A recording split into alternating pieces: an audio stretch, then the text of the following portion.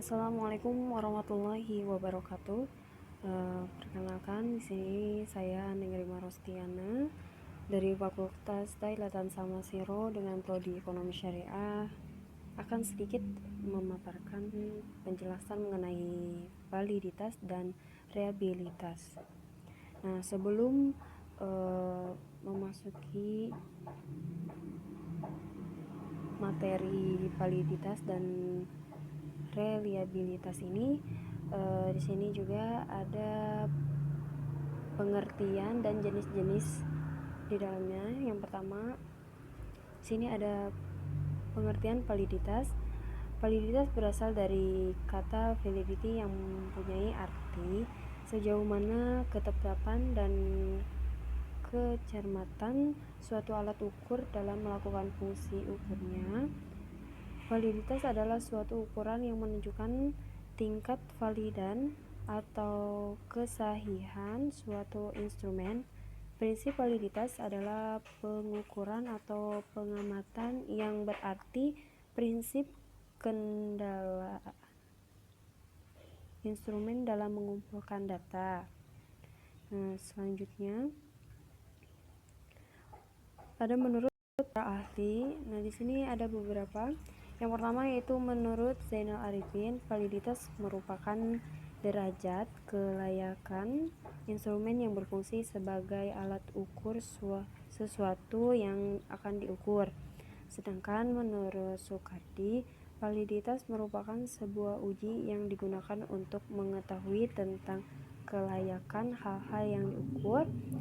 Dan yang terakhir ada validitas menurut Saifuddin Anwar merupakan hal yang mengacu pada tingkat akurasi suatu tes dalam melaksanakan fungsinya sebagai alat ukur. Dari ketiga pendapat yang diukur oleh para ahli, dapat diketahui bahwa validitas merupakan ketetapan instrumen yang digunakan sebagai alat ukur untuk mengetahui instrumen tersebut telah menjalankan fungsi pengukuran.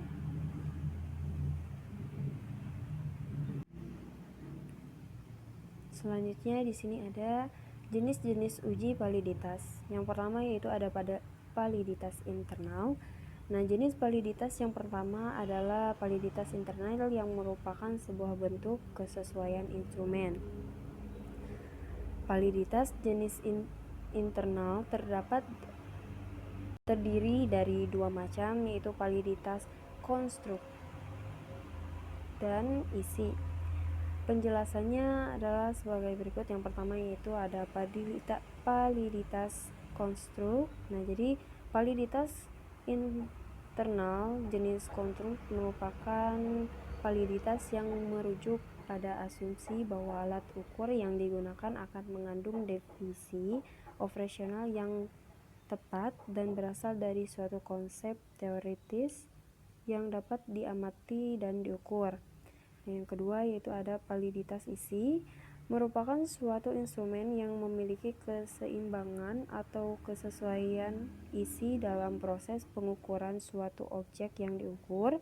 Penetapan suatu alat ukur yang akan digunakan harus memiliki validitas isi.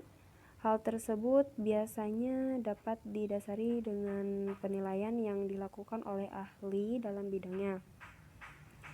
Sedangkan faktor-faktor yang dapat mempengaruhi validitas internal ini antara lain adalah kematangan, peristiwa sewaktu-waktu, ujian, pilihan yang berbeda, penguapan sampel penelitian, regresi statistik, dan juga pengukuran yang tidak stabil.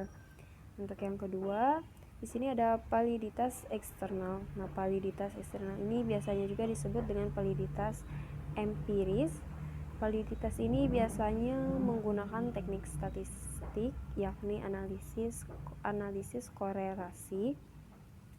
Hal tersebut disebabkan validitas jenis ini bertujuan untuk mencari hubungan antara poin atau skor tes dengan suatu kriteria tertentu. Nah, kriteria tersebut yang digunakan sebagai tolak ukur pada hal-hal di luar tes yang bersangkutan. yaitu ada validitas eksternal atau empiris, terdiri dari 3 macam. Yang pertama yaitu ada validitas prediktif, yang kedua ada validitas konkuren, dan yang ketiga ada validitas sejenis. Untuk yang pertama di sini ada validitas prediktif. Validitas eksternal jenis prediktif merupakan validitas yang digunakan untuk mengukur suatu hal dengan kriteria standar, seperti meramalkan prestasi belajar peserta didik di masa yang akan datang. Nah, yang kedua yaitu validitas konkuren. Validitas konkuren merupakan salah satu jenis empiris yang digunakan untuk mengukur hal-hal dengan kriteria standar yang berlainan. Dan yang ketiga yaitu ada validitas sejenis. Nah, sedangkan validitas sejenis ini merupakan validitas yang digunakan untuk mengukur hal-hal dengan kriteria standar yang sejenis. Nah, sama halnya dengan validitas internal. Validitas sejenis empiris juga memiliki beberapa faktor yang mempengaruhi validitasnya, antara lain latar penelitian pembuatan, pengaruh placebo, ujian pemilihan yang biasa, kontaminasi secara campur tangan, treatment sebelumnya. Selanjutnya di sini ada cara menghitung validitas. Nah, untuk cara menghitungnya di sini ada rumusnya.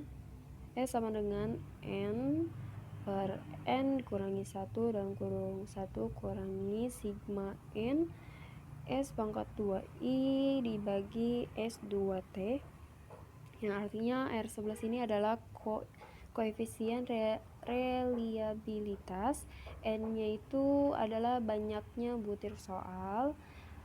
Nah, untuk SI kuadrat atau pangkat kuadrat adalah varian skor soal ke I, dan ST kuadrat adalah varian skor total. Nah, jadi untuk menghitung validitas tiap butir, maka skor yang ada pada butir yang dimaksud dikorelasikan dengan skor total. Skor tiap butir soal ditanyakan skor X dan skor total ditanyakan skor Y.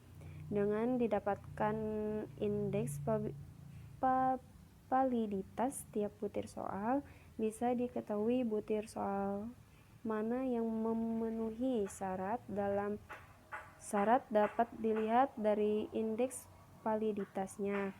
Nah, tentukan koefisien korelasi antar skor hasil tes yang akan diuji validitasnya dengan hasil tes yang terstandar yang dimiliki orang yang sama dengan menggunakan rumus kolerasi produk momen. Nah, hitunglah koefisien validitas instrumen yang diuji atau R hitung yang memiliki nilai sama dengan korelasi hasil langkah sebelumnya dikali koefisien validitas instrumen standar.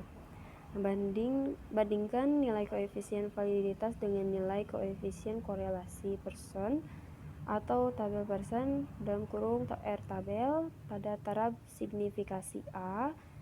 Biasanya dipilih dengan 0,05 dan N-nya sama dengan banyaknya data yang sesuai. Nah, kriterianya yaitu ada instrumen valid apabila R hitung sama dengan R tabel, dan instrumen tidak valid apabila R hitung lebih kecil dari R tabel.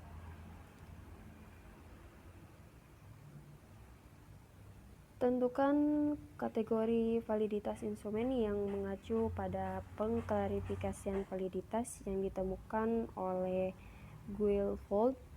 Nah, di sini ada beberapa,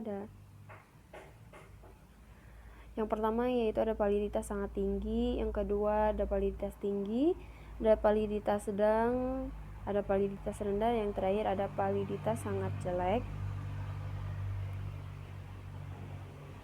Selanjutnya ada di bagian reliabilitas. Nah, reliabilitas ini adalah suatu alat yang memberikan hasil yang tetap sama Hasil pengukur itu harus tetap sama jika pengukurannya diberikan pada subjek yang serupa meskipun dilakukan oleh penelitian yang berbeda. Uji reliabilitas adalah sebuah uji yang digunakan untuk mengukur konsistensi dari serangkaian pengukuran. Nah, reliabilitas juga akan menunjukkan seberapa besar tingkat akurasi dan seberapa besar alat ukur tersebut dapat dipercaya serta diandalkan dalam proses pengukurannya. Selanjutnya di sini ada jenis-jenis uji reliabilitas.